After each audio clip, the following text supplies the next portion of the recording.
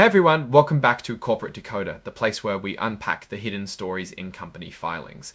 Today we are diving into Hut 8 Corp's recent report, and let's just say it involves some big financial moves and a whole lot of Bitcoin. So what's the big news with Hut 8? They've just secured a pretty substantial credit facility, a financial arrangement that's like a flexible loan to help fund their general business operations. This is a significant step for them, especially given their industry. The deal is between Hut 8 subsidiaries Hut 8 MB1 LLC, acting as the borrower, and Hut 8 Mining Holding Corp, serving as the pledgor. Now, a pledgor is basically someone who offers up something valuable as security for a loan. And what are they offering up here, you ask? That's where it gets interesting. They're using their Bitcoin as collateral. Yes, you heard that right. Actual Bitcoin being used to back a traditional credit line. This is a really big deal in the crypto world because it shows that digital assets like Bitcoin are becoming more integrated into mainstream corporate finance. It's like using your house to get a mortgage, but instead of a house, it's Bitcoin. This credit facility is a revolving one, meaning they can borrow, repay, and borrow again up to a certain amount, which in this case is a hefty $200 million. This gives them a lot of flexibility to manage their cash flow and fund their projects without having to constantly apply for new loans. The interest rate on this loan is set at 7.99% per year. This is a pretty competitive rate, especially when you consider the volatility that can sometimes be associated with crypto-related businesses. It suggests that the lender, 2 Prime Lending Limited, has a good amount of confidence in Hut 8's ability to manage this debt. This credit line has a short-term view with a maturity date of 364 days, which is almost exactly 1 year from when they first draw on it. This short time frame is quite common for asset-backed loans, especially when the collateral is a volatile asset like Bitcoin.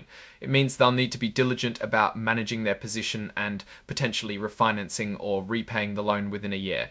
Now, here's where things get a bit more technical and very important for anyone involved in this deal. There's a concept called the actual margin ratio. This is basically the ratio of the value of their Bitcoin collateral to the amount they've borrowed. If this ratio drops below 5 event, when a margin call happens, it means the lender, 2 Prime, can demand more collateral. They'll want Hut 8 to add more Bitcoin to the pod so that the ratio goes back up to 160%.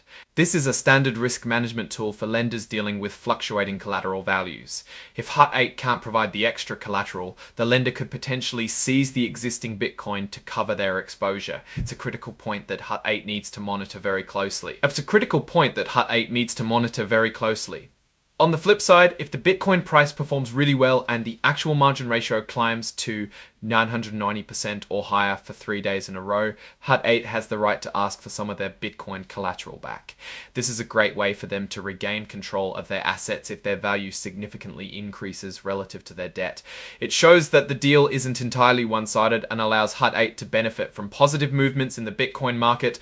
An important detail here is that the custodian BitGo Trust Company is just holding the Bitcoin. They can't lend it out, use it as collateral themselves, or do anything else with it. This ensures that the collateral remains securely available for the lender if needed, and Hut 8 knows that Bitcoin isn't being misused while it's tied up in this agreement. What happens if things go really wrong? If Hut 8 defaults on this agreement, meaning they fail to meet their obligations, the lender has strong rights, they can essentially step in, use the Bitcoin to themselves and sell it off. This is a pretty serious consequence, highlighting the importance of Hut 8 managing this facility carefully. It's a stark reminder of the risks when using volatile assets as collateral in traditional finance. This whole transaction falls under what's termed a material definitive agreement. This means it's a significant contract that could have a substantial impact on the company's financial position or business operations. The filing correctly flags this as a key event. They're also filing this under creation of a direct financial obligation. This simply means that Hut 8 has taken on a new debt that appears directly on their financial books, which is exactly what a credit facility is. And the nitty-gritty details of this entire deal are laid out in Exhibit 10. 1, which is the actual credit agreement. This is the document with all the legal clauses and specific terms that govern the relationship between Hut 8 and 2 Prime. Finally, the report is signed off by Victor Semar, the Chief Legal Officer and Corporate Secretary of Hut 8. This indicates that the company's legal team has reviewed and approved this significant financial move. Now, looking at the bigger picture, Hut 8 is really leaning into its Bitcoin holdings to secure traditional financing. This strategy highlights a growing trend where digital assets are being recognized as legitimate collateral in the financial world. It's a double-edged sword though. While it provides access to capital, it also exposes Hut 8 to the price fluctuations of Bitcoin.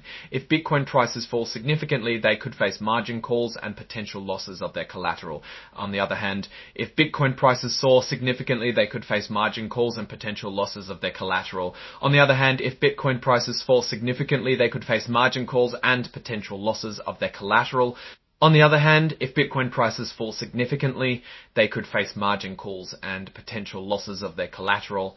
On the other hand, if Bitcoin prices soar significantly, they could face margin calls and potential losses of their collateral. On the other hand, if Bitcoin prices soar significantly, they could face margin calls and potential losses of their collateral. The company's direction here seems to be focused on leveraging its existing Bitcoin reserves to fuel growth and operational flexibility. The $200 million facility is substantial and could be used for anything from upgrading their mining equipment to expanding their operations or even making strategic acquisitions. The 7.99% interest rate is competitive, suggesting they are getting a fair deal.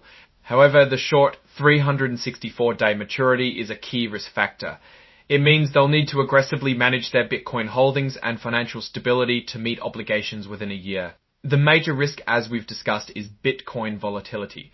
The margin call mechanism with a 135% threshold increasing to 160% is crucial. If Bitcoin drops by, say, 30% in value against their drawn amount very quickly, they are in margin call territory. They'd need to either deposit more Bitcoin or pay down the loan to get back to that 160% recovery level. This is a constant balancing act for companies in this space. An opportunity lies in their ability to request collateral release when the ratio hits 190%.